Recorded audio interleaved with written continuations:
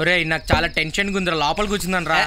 లోపటైతే వేడిరా, బయటైతే చల్లగా ఉంటది. మరి ఇంటి ఓనర్ వస్తాడేమోరా. ఇంటి ఓనర్కి అంత విషయం లేదురా రే. కరెక్ట్, ఆడికి బీర్కి నీరుకి తేడా. అసలు ఆడికి అంత బుర్ర ఉంటే మొన్న డెబిట్ రావు గారు చెప్పినప్పుడే ఆడ మందిని అనుకోవాలి. అయినా చూస్తే ఏం చేస్తాడరా?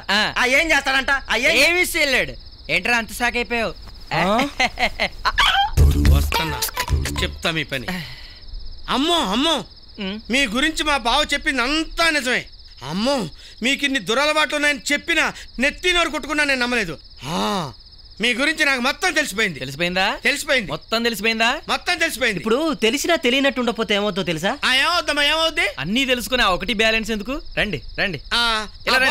నాకు ఇష్టం ఉండదు. తీసేయండి రా సార్. తప్పకుండా. అయ్యో రండి సార్, రండి.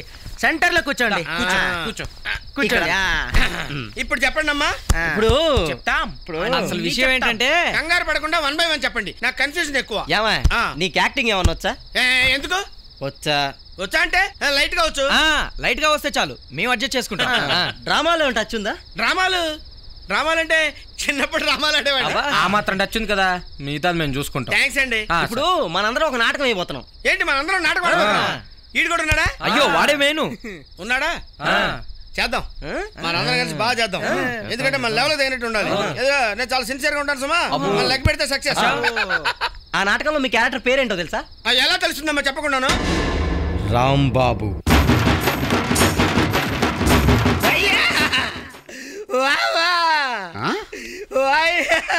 ఏంటి బావా మూడితో వచ్చిందాలాగా ముసుగేసి ఏడుస్తున్నావు? ఇదంతా నిమ్మలానే వచ్చింది బావా. నామూలనా? అవును. నేనేం చేశాను? ఏం చేశానంట పెట్టి?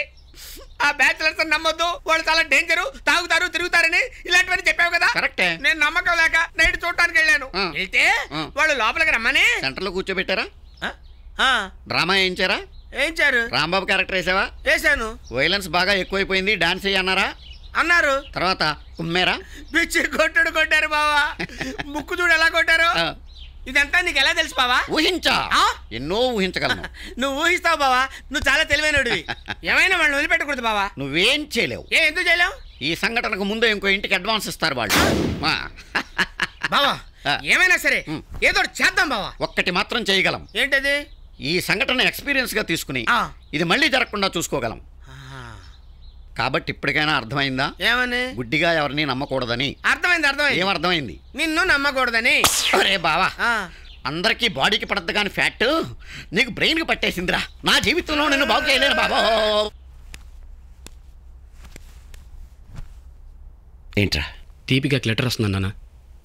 ఈ ఉత్తరాలు రాయడం వెనకాల నీ ఉద్దేశం మంచిదే కావచ్చు, కానీ దీన్ని ఇలాగే కంటిన్యూ చేస్తే నువ్వు అమ్మాయిని మోసం చేసిన వాడు అవుతావు.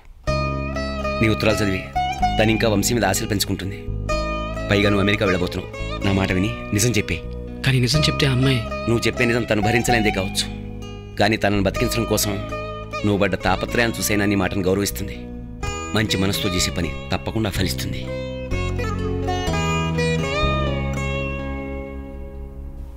వంశీ రేపే వస్తున్నాడు. నాకు చాలా టెన్షన్గా ఉంది. ఎన్నాళ్ళు ఇలా టెన్షన్ పడతావు? దీపిక ఉందన్న భ్రమలో ఎన్ని రోజులు వంశీ నుంచుతావు? నువ్వు అబద్ధం చెప్పగలిగావే తప్ప దాన్ని నిజం చేయలేవుగా. అందుకే నిజం చెప్పు. అది తట్టుకోవడం అతనికి కష్టమే, కానీ తప్పదు. ఎందుకంటే అది నిజం. తొందరగా రెడీ చేయి బాబు. అయిపోతుందమ్మా. Excuse me, 1 minute sir please.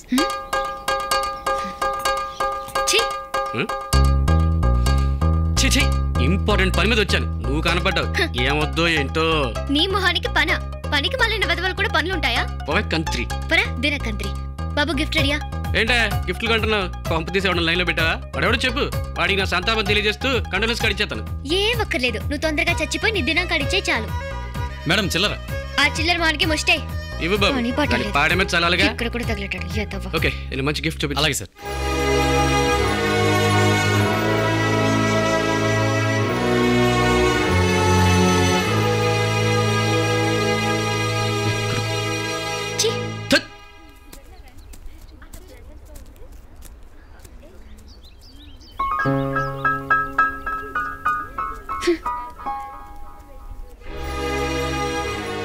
వంశీని ఇక్కడికే రమ్మన్నాను, ఇంకా రాలేదేంటి? చాలా టైం అయింది. అవును, దీపిక గారిని ఎలా గుర్తుపట్టాలి?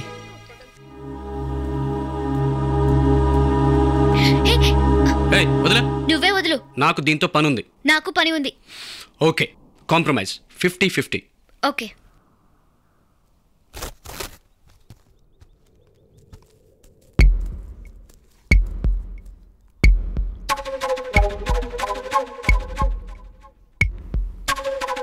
వంశీ, దీపిక.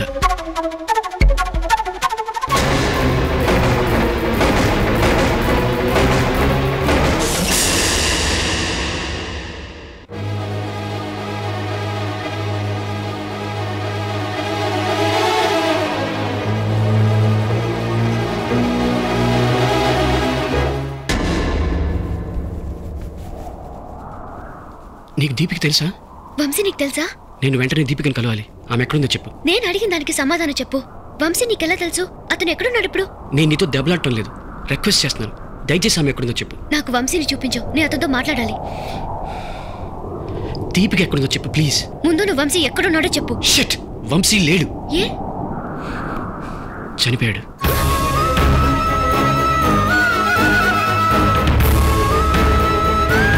నీకెలా తెలుసు? వంశీ నా క్లోజ్ ఫ్రెండ్. దీపికతో పెళ్లికి ఇంట్లో వాళ్ళు ఒప్పించి ఆ విషయం మాకు చెప్పి వెళ్తూ యాక్సిడెంట్లో చనిపోయాడు. మరి వంశీ పేరుతో వచ్చిన ఉత్తరాలు? అసలే సున్నితమైన మనస్తత్వం కలిగిన దీపిక వంశీ లేడని తెలిస్తే ఏమైపోతుందోనని నేనే రాశాను. అసలు ఆ ఉత్తరాల విషయం నీకెలా తెలుసు? అప్పుడు దీపిక వాళ్ళు ఉన్న ఇంట్లో ఇప్పుడు మేము ఉంటున్నాం. మరి ఇప్పుడు దీపిక ఎక్కడ? వంశీ రాకపోయేసరికి వాళ్ళింట్లో వాళ్ళు బలవంతంగా పెళ్లి ఫిక్స్ చేస్తే అదృష్టం లేక సూసైడ్ చేసుకుని చనిపోయింది.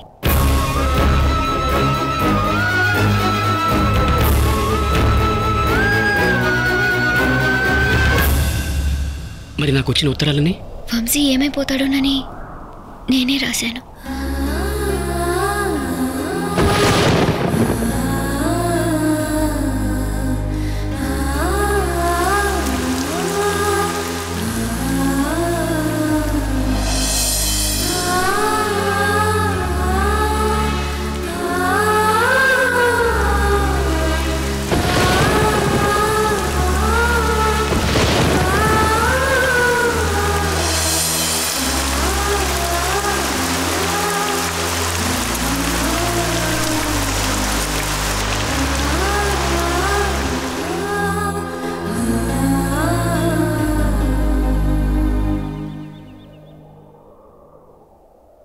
ఇన్నాళ్ళు నువ్వు తనని శత్రువులా చూసావు, అలాగే కనిపించాడు.